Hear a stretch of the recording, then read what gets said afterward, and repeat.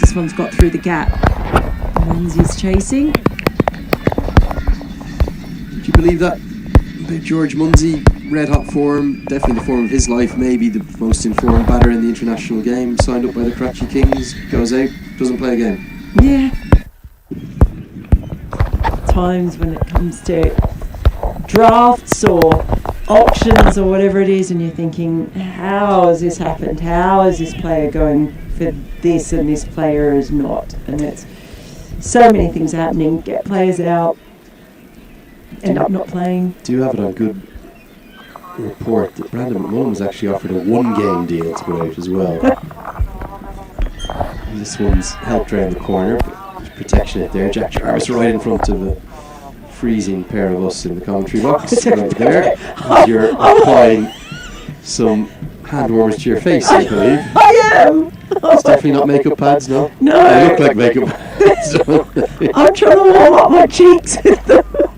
Shocking carry on here in the commentary box. 150's up. End of the 28th, it's 151 for 2.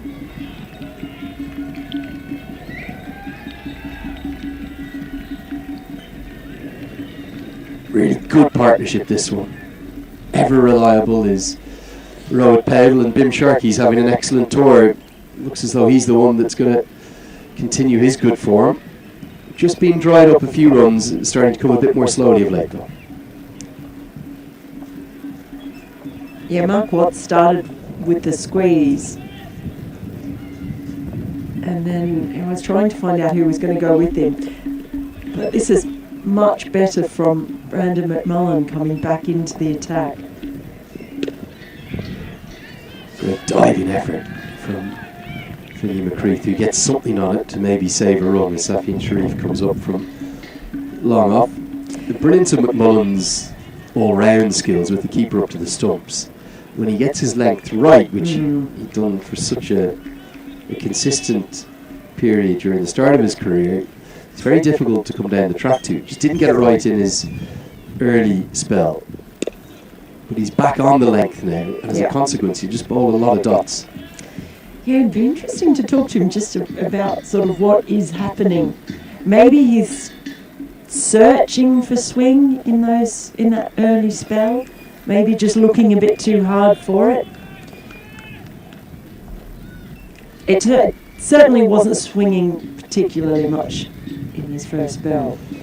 A little bit shorter this time. Bowling good velocity as well. I'm not saying he's quick. He's never quick, but just in terms of his zip and his rhythm, he looks like he's very much at home here. There's an irony, isn't it? Because obviously he grew up as a schoolboy down in South Africa. I think he was, my sources are correct, I think he was at the Glenwood High School, wasn't he, in Durban? This goes straight up, and McMullen, has he created a chance? He has, and it's held. It was an excellent period of pressure being applied by Scotland, and in particular McMullen in his comeback spell. He rarely goes wicketless, and he is the big wicket of Bim Sharkey. Well, the opportune time, and this is what dot balls do. He bowled a maid in the previous over. Good take in the end by McCreath, who had to watch that one the whole way over his shoulder on the run. Made sure of it. It's been a good innings by Sharkey, but he departs for 40. And it is the third wicket to fall. 152 for 3 now.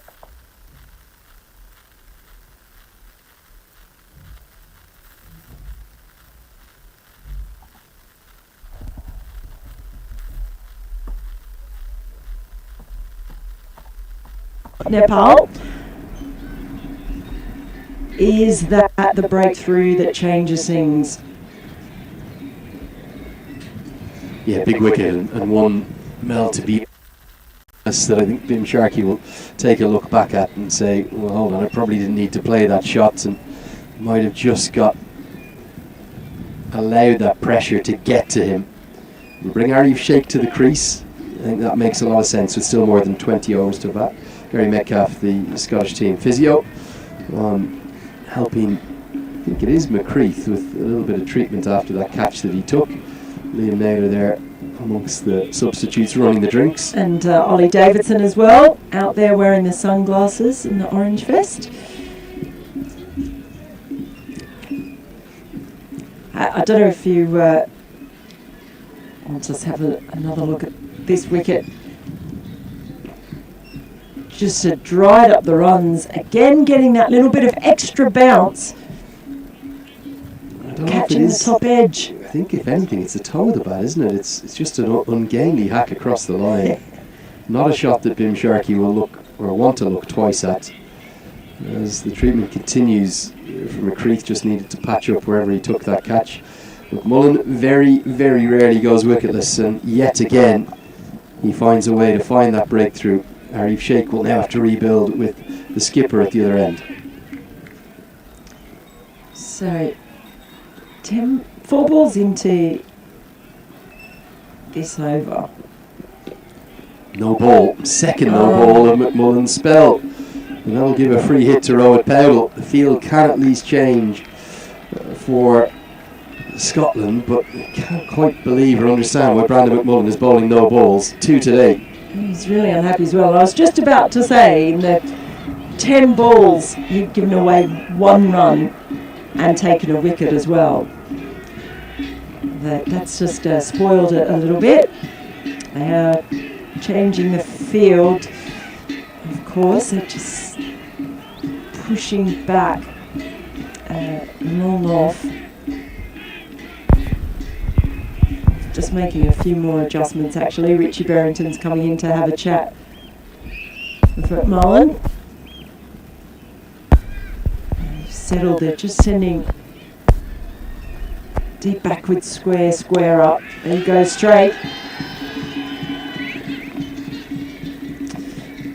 So damage limited, shall we say.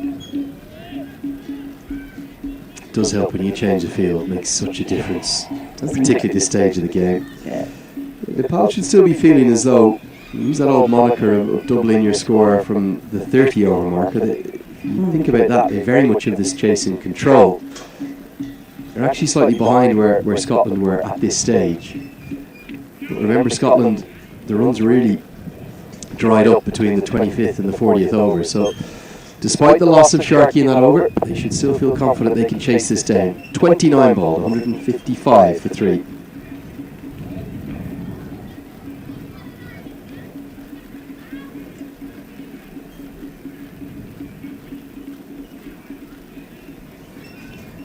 Here's the batters to come, Mel, for Nepal. I'd imagine the way we have it right now is likely the order that they might line up in, unless Mark Watt is in the midst of his spell, and maybe they'll think about promoting Gulshan Jha up the order. That could be an option, but Dipendra Singh Airi, who's got a most phenomenal record in T20I cricket and plenty to do with his ODI record to catch that up, will want to impact the game. And not really being used yet at all. Didn't get to bowl. And by his standards, given he's usually seen in the field second ball, wasn't actually in met. Hello viewers, तो जितने भी दोस्त ये match live देख रहे हैं तो आप तमाम दोस्तों से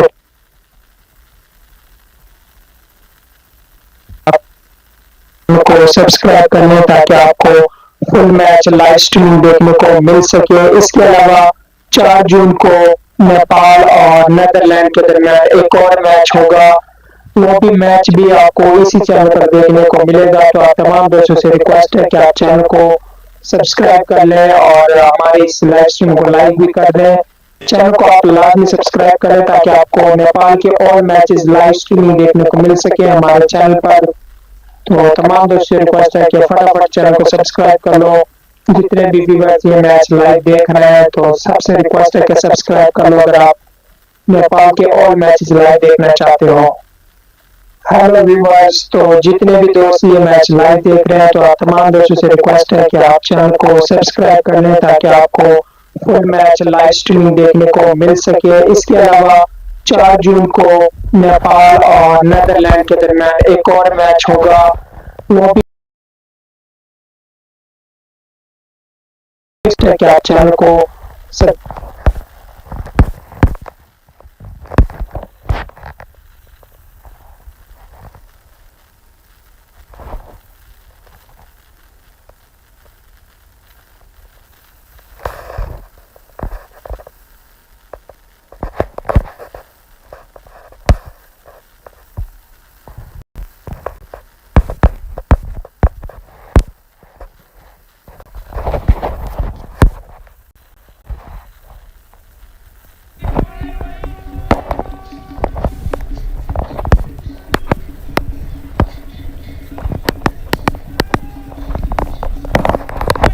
to get a look at the run worm again after the 30 over mark, Mel, because there's been a few messages asking, well, what's the state of play? Are Nepal ahead or are they behind? It's hard to say. In the first innings,